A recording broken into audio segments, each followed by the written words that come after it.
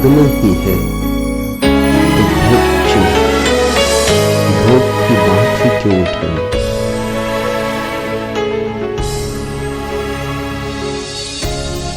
जीवन विरोधों से निर्मित है। यहां रात नहीं हो सकती दिन के बिना, और जीवन नहीं हो सकता मृत्यु के बिना। जीवन द्वंद्व है, जीवन द्वैत है। द्वैत के बीच जो तनाव है वही जीवन का आधार है। इसलिए जो द्वंद्वातीत हो गया फिर उसका कोई जीवन नहीं, फिर उसका कोई आवागमन नहीं। त्याग और भोग इसी द्वंद्व का एक अंतरतम पहलू है, एक आंतरिक जगत इसी द्वयी का, इसी द्वंद्व का। अगर भोगा नहीं तो त्याग का तो अर्थ भी समझ में ना आएगा। त्याग में अर्थ ही क्या है? भोग का अनुभव ही त्याग में अर्थ डालता है। जिसने अंधेरा नहीं देखा वह रोशनी को पहचान सकेगा? लाख बरसती रहे रोशनी सूरज से और चांद से और तारों से, मगर जिसने अंधेरा नहीं देखा उससे रोशनी का कुछ पता ही न चलेगा। प्रकाश की परिभाषा ही न बनेगी। प्रकाश की परिभाषा ही अंधकार से बनती है। अंधकार की लक्ष्मण रेखा खींचे बिना तुम प्रकाश के वर्तुल को पहचान न पाओगे। इसलिए अंधकार एकदम व्यर्थ नहीं। व्यर्थ इस संसार में कुछ भी नहीं। व्यर्थ भी व्यर्थ नहीं है, क्योंकि व्यर्थ का बोध ही सार्थक के अनुभव में ले जाता है।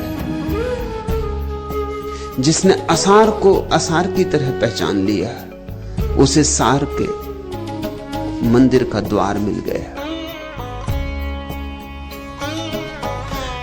तुम कहते हो जब त्यागना ही है तो भोग की बात ही क्यों, लेकिन त्याग का विचार ही कैसे उठेगा? त्याग का विचार कहां से उठेगा? भोग की पीड़ा ही त्याग का विचार बनती है। भोग का दंश, भोग का नरक। भोग को भुगतोगे नहीं तो त्याग का आयाम ही आवृत रह जाएगा, आच्छादित रह जाएगा। द्वार खुलेंगे नहीं। द्वार पर तुम चोट ही तब करोगे जब भोग की पीड़ा इतनी सघन हो जाएगी कि और न सह सकोगे। जैसा मैंने कहा कि जीवन द्वंद्व है, हर पहलू पर द्वंद्व, वैसे ही इस वक्तव्य का भी दूसरा पहलू है। तेन त्यक्तेन भुंजिता। इसका अर्थ ऐसे तो साफ है कि जिसने भोगा उसने छोड़ा।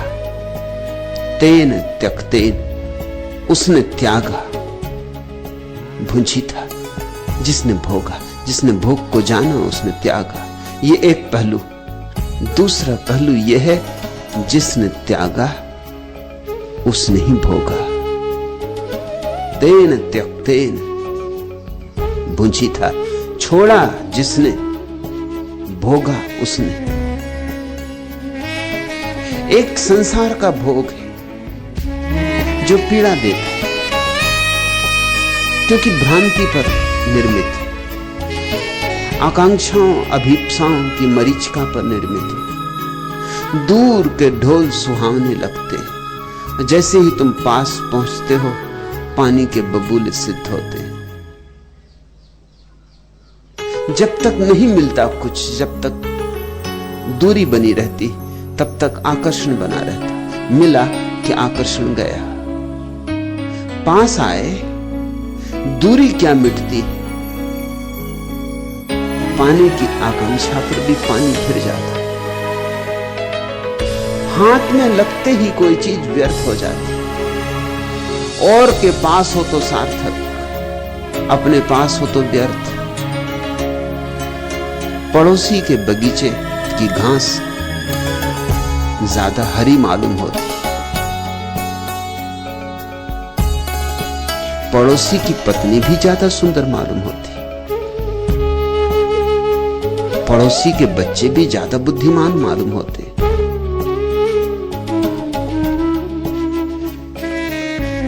निकटता से देखोगे बस भ्रम टूट जाता। भोग संसार का टूटना ही है। पानी का बबूला है कि मरुस्थल में प्यास के कारण देखा गया जल स्रोत। पलटू कहते सपना यह संसार। सपना जब तक चलता है तब तक सच मालूम होता है। सपने से ज्यादा सच कुछ और मालूम होता है। सपने में कैसी कैसी चीजों पर भरोसा कर लेते हो। बिल्कुल बेबूझ को भी मान लेते हो। सपने में अपनी पत्नी से बात कर रहे हो और अचानक पत्नी नदारद हो गई, घोड़े से बात करने लगी, इसको भी मान लेते हो। पत्थर की मूर्ति चलने लगती सपने में, इसको भी मान लेते हो। कल मैंने खबर पढ़ी मनीला में एक आदमी रात जोर जोर से चिल्लाने लगा, स्काई लैब, स्काई लैब।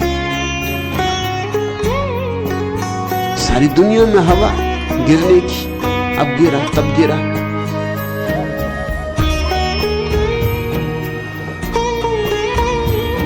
अब तो गिर भी गया, ये गिरने के पहले की बात है।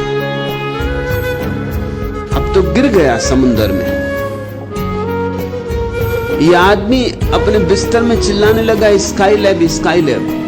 घर के लोगों ने समझा कि मजाक कर रहा है, होगा मजाकी स्वभाव का, लेकिन वो सच में ही सपना देख रहा था, एक दुख स्वप्न देख रहा था कि स्काई लैब गिर रहा। और घबराहट उसे इतनी हुई कि उसका हार्ट फेल हो गया। न कहीं कोई स्काई लैब, न कहीं कुछ गिरा भी, और वो आदमी मर भी गया। वो सपने से जाग ही ना सका। इस आदमी की आत्मा अगर कहीं भटकेगी तो मानती रहेगी कि स्काई लैब के गिरने से देह छूटी, क्योंकि अब सपने के टूटने का कोई उपाय नहीं। और जिसके कारण देह छूट गई हो वो असत्य हो सकता है? जिसके कारण मौत जैसी घटना घट गई वह असत्य कैसे होगा? घबराहट में हृदय की धड़कन बंद हो गई उसकी। लेकिन तुम भी सपने में ऐसा ही भरोसा कर लेते हो। धन मिल जाता है तो अकड़ जाते हो, धन छिन जाता है तो जार जार रोते हो। सुबह जाग के बहुत हैरान होते हो, कैसे भरोसा कर लिया था इन बातों पर। भोग एक सपना है। जैसे जैसे जागोगे वैसे वैसे त्याग फलित होगा, त्याग जागरण। अगर संसार सपना है तो परमात्मा जागरण है। लेकिन जागोगे कैसे अगर सोए ही ना? इसलिए संसार परमात्मा को जानने की पाठशाला है। इससे दुश्मनी नहीं करनी, इससे कुछ सिखावन लेनी, इससे कुछ पाठ लेना। यह विश्व वस्तुतः विश्वविद्यालय है, और जो यहां से परमात्मा का पाठ लेकर गए वही उत्तीर्ण हुए। जो धन पद प्रतिष्ठा इकट्ठी करते रहे वो सपने में ही भटकते रहे। जो इस संसार में जागा नहीं उसने कुछ भी जाना नहीं। ये संसार आयोजन है परमात्मा का कि तुम जाग सको, लेकिन जगाने के लिए जरूरी है कि नींद को प्रगाढ़ किया जाए, इतना प्रगाढ़ कि नींद की पीड़ा इतनी बोझिल हो जाए कि सोना असंभव हो जाए।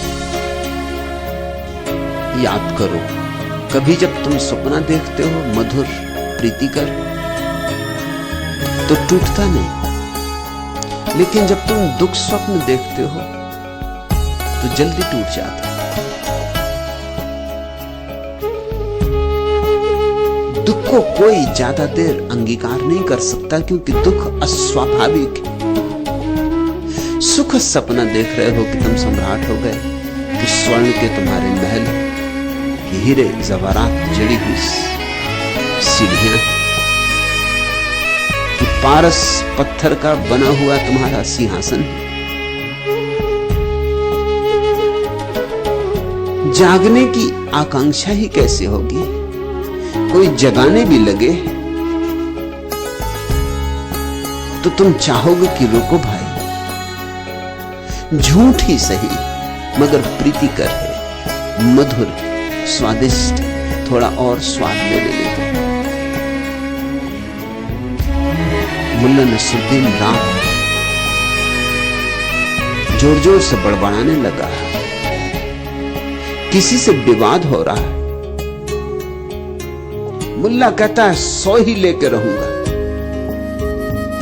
नहीं 97 नहीं, नहीं 98 नहीं, नहीं 99 नहीं।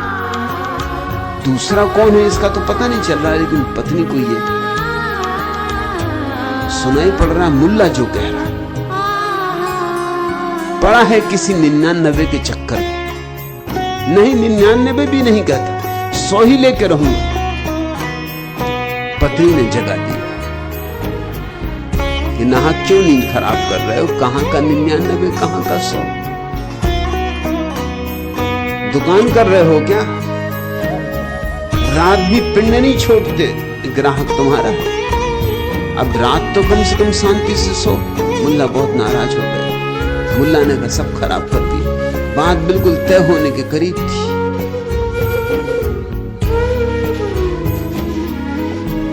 अब बीच में मत बोलना, आंख बंद कर ली और बोला कि हाँ भाई वापस लौट आओ। मगर अब कौन वापस लौटे? बहुत करवट ली, बाएं लेटा दाएं लेटा, फिर पत्नी पे टूट पड़ा। कहा तू भी कोई जगाने का समय होता है, हर बात का समय होता है। जरा रुक जाती 100 पर बात टिकी जाती थी। एक देवदूत प्रकट हुआ था और कह रहा था मांग ले, क्या मांगता है? उसमें 100 रुपये मांग रहा था, वो भी कंजूस पक्का था। 1 से शुरू किया, किसी तरह 99 तक राजी हुआ था। बस अब एक की बात और रह गई, जरा सी बात, 100 रुपये हाथ में होते। और अब मैं आंख बंद करके भी कह रहा हूं कि भाई लौटा, यहां तक भी कि चल 99 ही सही, मगर कोई दिखाई ही नहीं पड़ रहा है। सपने फिर से नहीं जोड़े जा सकते, टूटे सो टूटे। फिर तुम कितनी ही करवट बदलो, भोग एक सपना है, एक बार टूटे तो त्याग फलित होता है, और फिर त्याग एक नए भोग का प्रारंभ, परम भोग का, परमात्मा के भोग का। भोग है झूठा, मिथ्या, धन का, पद का, प्रतिष्ठा का, सब सपनों के नाम। फिर एक और भोग है परमात्मा का, अस्तित्व का, सत्य का। रसो वैसा, फिर उसका रस पीना, तो एक पहलू है कि जिन्होंने भोगा उन्होंने त्यागा, और इसका मैं दूसरा पहलू भी तुमसे कह दूं, जिन्होंने त्यागा उन्होंने भोगा। और ये दोनों ही अंग समझ लेने जरूरी है। दोनों को समझोगे तो दोनों के पार भी हो सकोगे। जो दोनों के पार हो जाता है, ना भोग ना त्याग, वो द्वंद्व के पार हो गया। उसे हम गुणातीत कहते हैं, द्वंद्वातीत कहते हैं। वह परम अवस्था है निर्विकल्प समाधि की, निर्बीज समाधि की।